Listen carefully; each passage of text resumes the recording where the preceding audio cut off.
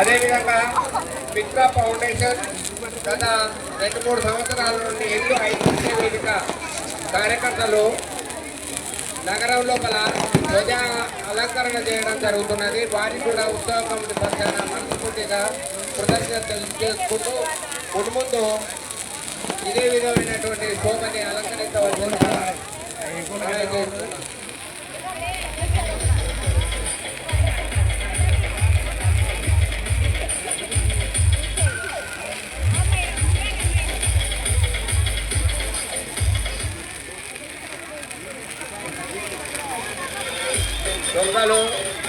దొంగలు ఉన్నారు, జాగ్రత్త. మీ వస్తువులని చిన్నపిల్లలని జాగ్రత్తగా చూసుకోవాల్సిందిగా కోరుతున్నాను.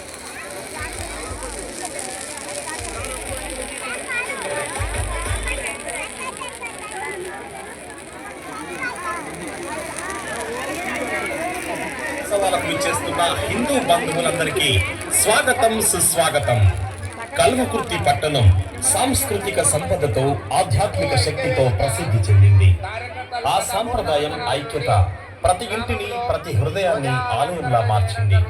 దుర్గాదేవి ఆశీస్సులతో ప్రతి ఇంటిలో సౌఖ్యం, సంతోషం, సంపద నిండాలని కోరుకుంటూ ఈ విజయదశమి మనకందరికీ ధర్మం, సత్యం, న్యాయం విలువల్ని గుర్తు చేస్తూ కొత్త విజయాలకై మార్గం చూపాలని, కల్వకుర్తి పట్టణ వాసులందరికీ విజయాభివృద్ధి కలగాలని కల్వకుర్తి పట్టణ పురపాలక సంఘం తరపున ఆకాంక్షిస్తూ పట్టణ ప్రజలకు దసరా ఉత్సవాలకు చేస్తున్న హిందూ బంధువులందరికీ, మహిళా మనులకు, రాజకీయ నాయకులకు, అధికారులకు ఆహ్వానం పలుకుతూ విజయదశమి శుభాకాంక్షలు తెలుపుతున్నాము.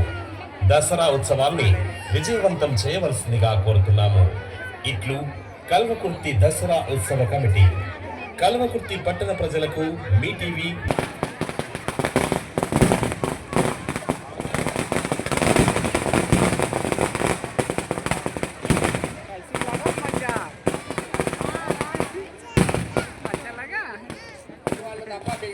దయచేసి ఎవరు రాకూడదు.